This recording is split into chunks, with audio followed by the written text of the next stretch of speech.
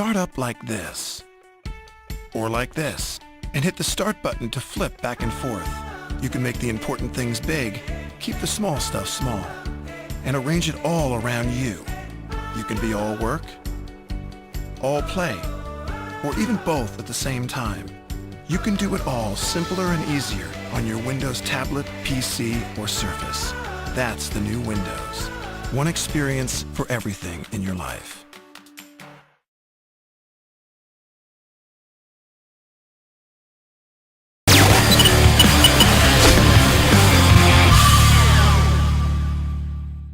Hi, I'm Stacey Mulcahy, Technical Evangelist from New York, and today I'm going to be talking about things that you can do to market your app, and we are going to look at selectively stealing from SEO and looking at keywords. If you ever want to get a hold of me, you can just reach me in any of the ways listed on this slide. Submitting to the store. Everyone's had to do it at some point, whether it be a game or an application.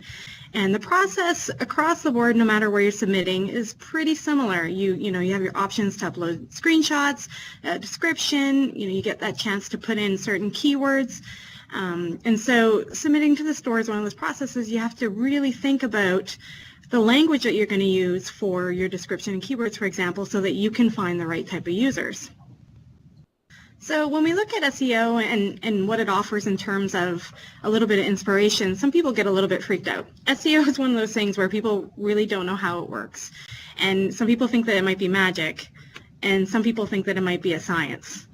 And either way, there's certain things that you can do in SEO that can help you. And mostly this is, geared towards web traffic, but you can take some of the practices, the good ones, obviously, not the black hat ones, but you can take some of the practices and apply it to how you would write your description or your keywords for your app submission. Keywords are really important. It's not just about, having certain keywords associated to an application.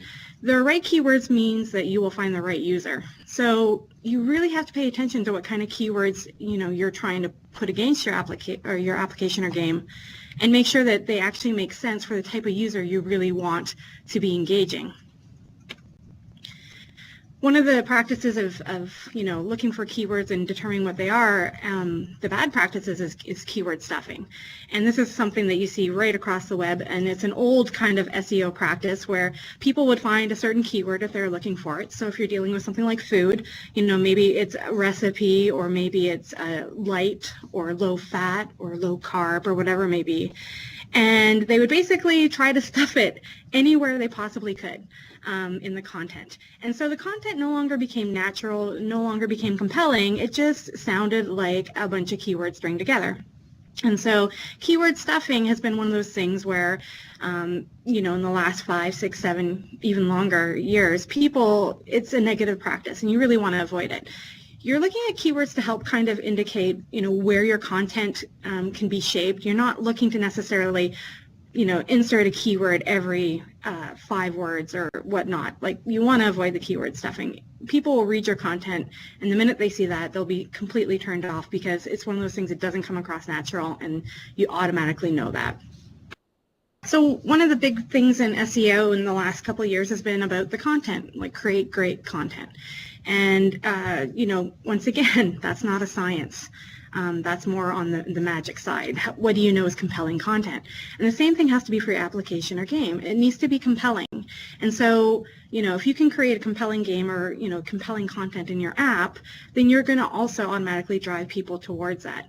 And the keywords will just help them find it and surface it. But, in order to engage that user, your content has to be compelling. Your keywords can't do it all. So how do you approach this? Where do you start? You can start looking at things like suggested search. If you have no idea what kind of words you might be looking for, maybe you start looking at search engines and just seeing what they suggest. Now, sometimes you get some results you don't expect. And once again, you can search the interwebs for any of these images, and they're pretty funny. But they will give you a sense of what people are searching for. And so, you can go to Bing and you can put in, for example, if I'm building a game and it's a UFO locator game, I can search for UFO. Let's say I have no idea. And I can start to see what people are searching for. You know, you can go to any of those kind of search engines, whether it be Yahoo, Bing, Google, and you can start to see like just suggested searches for you in your area and what people are kind of searching. It gives you a sense of, okay, maybe these are some words I should consider. The next thing you kind of want to do is just keyword research, and this is something that's, you know, fundamental to those SEO experts, whoever they may be. That title's just really got to go. But, you know, keyword research is super important to make sure that you're kind of, you know, hitting the right notes with your users, or your, you know, the users that you want to get. And there's a bunch of tools to help you select keywords. And most people, when they think about writing content for their gamer application, it's usually last minute. They usually don't have a lot of time. They're just writing a quick description. They're picking some keywords that they think. But you have to remember, when someone goes to an application store and, you know, they decide to search and they're not browsing and they're not going to use the categories and they're searching, you know, those are being used to help surface the content. So you kind of really want to think about what people are going to be searching for. You know, when you put something in a category, you know, you've already locked that user into, they know that they're looking in that category. But sometimes when a user is just looking for a to-do app, or they're, you know, looking for productivity, or maybe they're looking for something that tracks their steps or fitness, you know, they're looking for just key phrases. So you want to really think about your keywords before you submit it to the app. So I'm going to go through just a couple of tools that can help you do this. And once again, this isn't, you know, necessarily you have to put these keywords in, but they will help you define your name, they will help you write your description, and they will help you, you know, figure out what keywords that you want when someone searches in the store. So there are a ton of tools out there to help you do keyword research, and some are paid and some are free. So we're just going to look at the free ones and just take a look at how they work and maybe how they can benefit you. So for example, we're on a free tool called WordPod, and once again, let's just assume that I'm building a UFO locator application, and I want to see if, you know, maybe people would search for something else, or maybe there's something I should include. And so I can type in UFO and do a search, and it will start to bring up a whole bunch of things that people are searched for, and it gives you a sense of like, you know, the frequency that people search for, and you start to see the people right here, you're seeing phrases, right? So often someone doesn't just type in UFO. When they're typing into search, you know, it's a little bit more granular. People, when they use search, they have a better sense of what they're looking for. So, you know, it's not like you're looking for new shoes and you type in shoes. You know, you're usually like, oh, I need new shoes. I need new, you know, shoes for running. I have a specific brand I like, and you type in all those kind of words. So you need to start to consider the phrases that people use when they search, just as much as the individual words. So, you know, looking at here, you can start to see certain things that people are searching for, whether it be latest UFO sightings. So, you know, if I have a UFO locator app, that might be pretty handy. You know, you can go through all the words, whether it's UFO hunters, pics, etc., etc. And you might want to start thinking about incorporating some of those words. So, you know, that's one tool you can use. There's, I mean, and like I said, there's multiple tools you can use.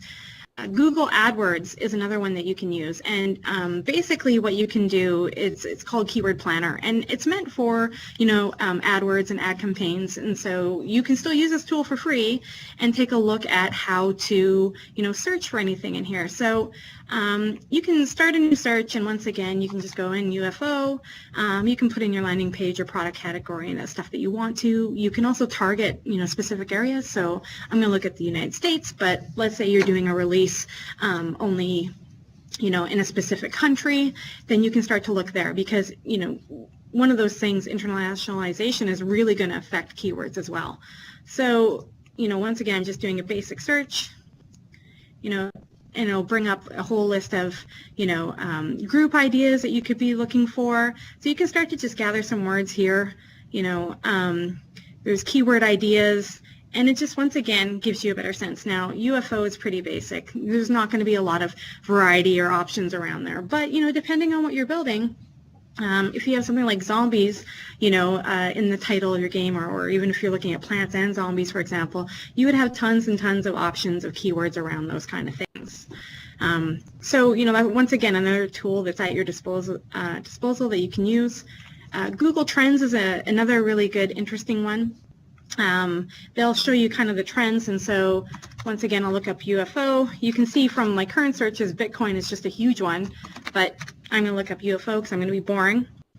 And you can just see, you know, interest over time, regional interest, so where these are occurring from, which is super interesting. You know, related searches. Once again, you know, words we never considered, like maybe UFO, maybe you just do what it stands for.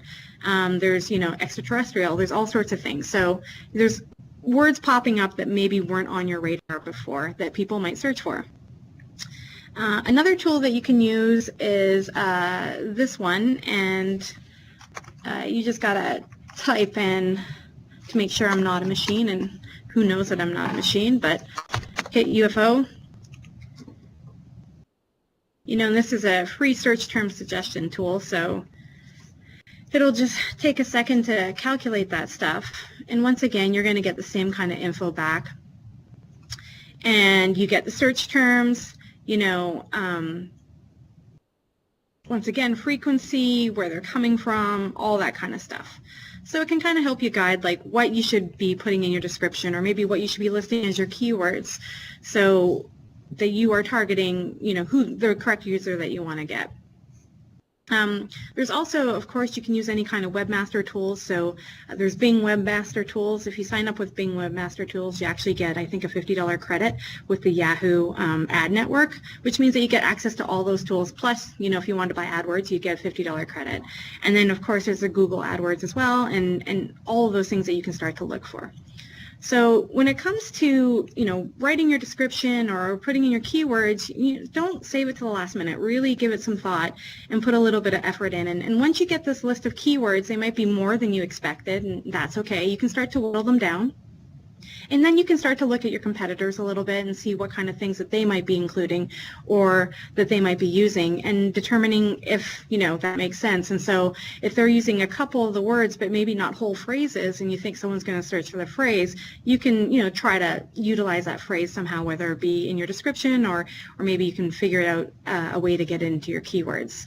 And, you know, keywords, typically you're limited to a certain number of words that you can add when you submit to an app. So you have to really choose them quite carefully and make sure that, you know, when someone searches, that you're going to target the right kind of user, not someone who's just kind of randomly looking in that area.